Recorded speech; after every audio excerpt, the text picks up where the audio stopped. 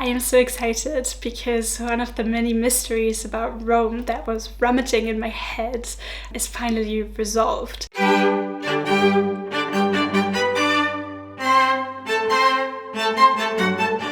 I don't know if you've noticed this before, but every time I was walking around the street, I went to some parks or discovered something new in Rome, there were always these statues that were headless, and I always made up stories of like why they didn't have any heads, and also when I googled about it I didn't really find any answers. So I always thought, okay, probably it was happening during the invasion of the so-called barbarians, and when the Roman Empire collapsed, that they just beheaded all these statues.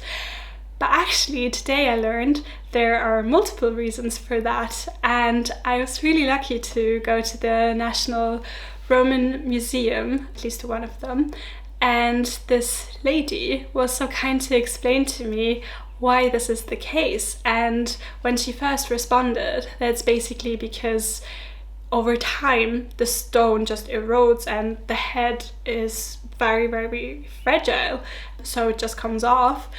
It didn't feel like the exciting answer I was hoping for. But then, as I was digging deeper and our conversation evolved, I learned that actually it was the case that some people were just beheading the statues. Not necessarily the barbarians, but the Romans themselves, after, some emperors were killed or haven't been in power anymore. And another case was that actually they were just beheaded because a new emperor decided to put his own head on these statues.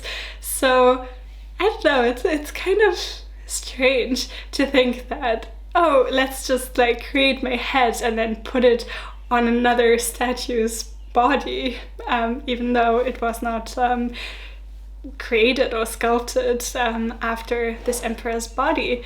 But also another interesting thing I learned that doesn't really have anything to do with the beheaded statues, but is the fact that some emperors were creating themselves in the images of the Roman gods.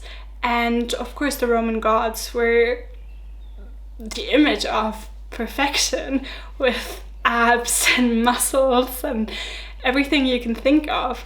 And so I don't know, she explained it to be kind of the ancient Photoshop in a way, and I thought that was very interesting because we're always talking about how, social media is putting unattainable beauty standards on everyone, but it's actually not really a new phenomenon. It has always existed that humans were trying to portray themselves much more beautiful or perfect or according to the beauty standards of their time. It's just that now with social media, I guess everybody has access to it, and not just people with money who could afford to be sculpted and painted. So I don't know, it's kind of interesting to think about that even like 2,000, 3,000 years ago, people were so concerned about how they looked and what's the impression that other people had of them. Yeah, just something to think about, I guess, because it's really not a new phenomenon. It's just more accessible, I guess.